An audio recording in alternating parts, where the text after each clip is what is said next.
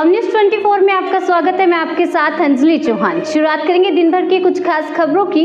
पंडित प्रदीप मिश्रा जी के साथ विश्व भर के शिव भक्त घर घर करेंगे पार्थिव शिवलिंग पूजा। सार मासिक शिवरात्रि हर माह के एक बार आती है। इस तरह से 12 शिवरात्रियां होती हैं। हर महीने कृष्ण पक्ष की चतुर्दशी पर शिवरात्रि मनाई जाती है, जिसे मासिक शिवरात्रि कहा जाता है। मान्यता है कि मासिक शिवरात्रि का व्रत करने से भगवान शंकर प्रसन्न होते हैं। आप और हम शिव महापुराण के पाठ में आगे बढ़ते हैं और पृष्ठ संख्या 66 पर हम पहुंचते हैं।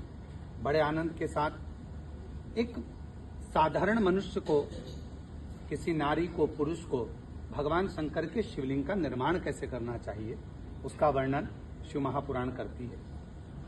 हे ब्राह्मणों, शुद्ध स्थान से निकाली हुई मिट्टी को यत्नपूर्वक लाकर बड़ी सावधानी के साथ शिवलिंग का निर्माण करें।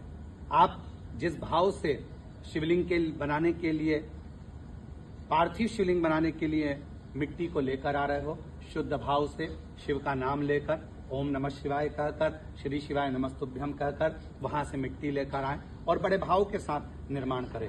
ब्राह्मण के लिए श्वेत, क्षत्रिय के लिए लाल, वैश्य के लिए पीली और शूद्र के लिए काली मिट्टी से शिवलिंग बनाने का विधान है।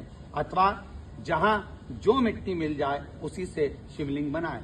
हमारे शिव महापुराण की कथा कहती है, यदि आपको आपके अनुकूल मिट्टी नहीं मिलती है तो जो मिट्टी आपके गमले में है, वृक्ष के नीचे है या अन्य स्थान पर है, उस शुद्ध मिट्टी को लाकर आप शिवलिंग का निर्माण कर सकते हैं। ये जरूरी नहीं कि आपको वही मिट्टी चाहिएगी या वही मिट्टी का आप लाकर शिवलिंग का निर्माण करेंगे। जो मिट्टी आपको मिल जाए, आपके क्षेत्र में जो मिट्टी आती हो, उस मिट्टी से पार्थिव शिवलिंग का निर्माण किया जाए।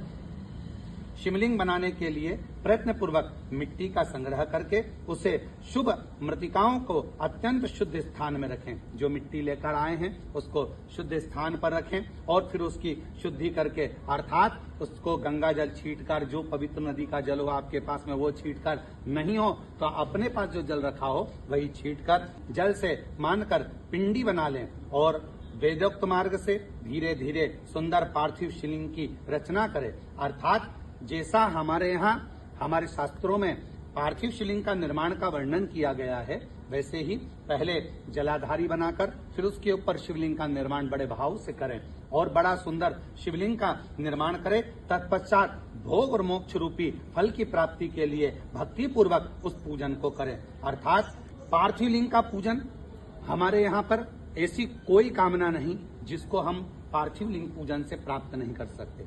भगवान शिव की आराधना के अनुसार यदि आप पार्थिव का पूजन करते हो, जिस कामना से करते हो, चाहे भोग की कामना हो, मोक्ष की कामना हो, कोई वस्तु की कामना हो, कोई अन्य कामना हो, वो सारी कामनाएं बाबा देवाधिदेव महादेव पूर्ण करता है। श्री शिवाय नमस्तुभ्यम।